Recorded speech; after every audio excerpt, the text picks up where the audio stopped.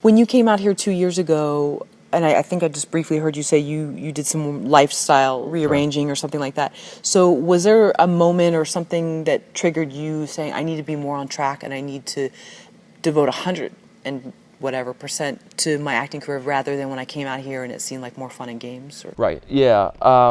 So coming from New York to LA, there's a big difference in terms of the priorities that are in place.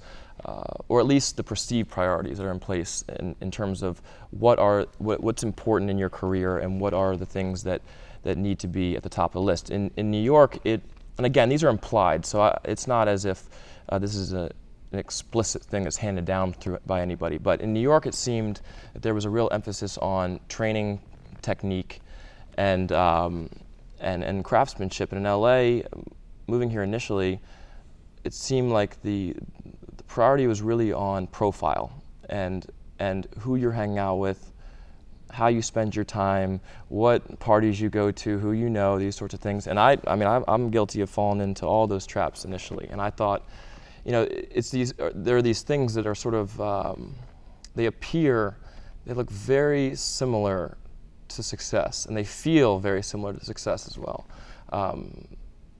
Rubbing shoulders with certain people, being involved in certain conversations, being privy to certain knowledge, but ultimately it's sort of like a mirage in the desert, because you're not really left. You're still left thirsty at the end of the day, and you find that those relationships are temporary at best, and so for me, it really took a paring down of my life. It really took me simplifying in every and all aspect to really get the work where I want it to be and where I want it to stay. And it's a sacrifice, but I think that going back as long as humans have been around, you got to sacrifice. You got to sacrifice for what you want. Would you say you've had to become more of a lone wolf? Absolutely. Excuse the expression, but yeah. No, if I said that, he would laugh at me. But no, absolutely. I think that's the exact term that you have to be. It's funny because I don't look at LA and Hollywood as a place that you necessarily make a life per se. It's more,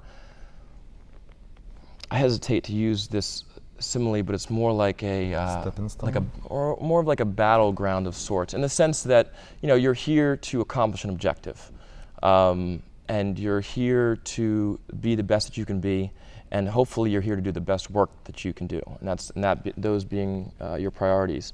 And with that in mind, anything that detracts from that, really has to go. And so I think you really have to hold a very bright and very honest light on your life. And ask yourself, is this habit, is this behavior, is this thought process, is this relationship serving, ultimately my goal and my ambitions? And if the answer is no, it's got to go. Yeah, it's easy to be distracted by any kind of stupidity around your life.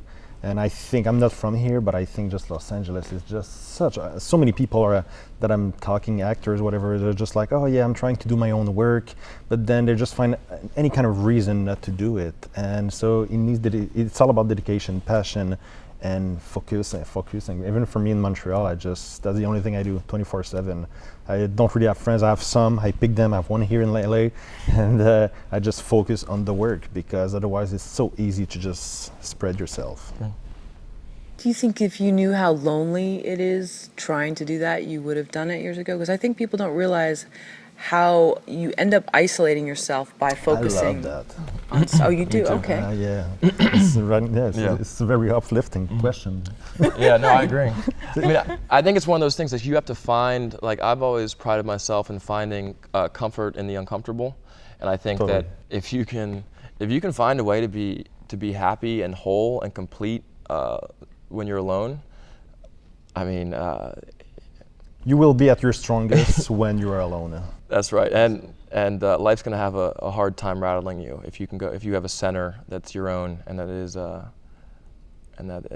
100% your own. Like in the film, it says at one point you need to be emotionally balanced, and that's exactly about it. Once you are balanced, you can deal. If you can handle yourself being lonely, and you can make peace with yourself, then you can attack anything in the world, and you know, you're gonna have a strong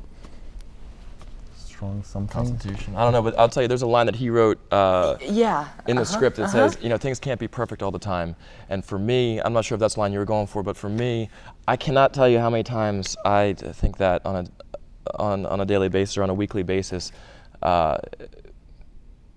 Resiliency, like you said, the balance is so important because you're going to have everything thrown at you. You're going to totally. wake up on the day of your screen test and you're going to have a migraine, or you're going to have food poisoning, or you're going to have a fight with your significant other the night before, or you know, you're going to show up to your premiere and you're going to have, you know, you got dust in your eye or something. I mean, it's just the way it's going to work. And if you can roll with those punches, you know, and if you can have that strength inside, you can achieve anything. You know.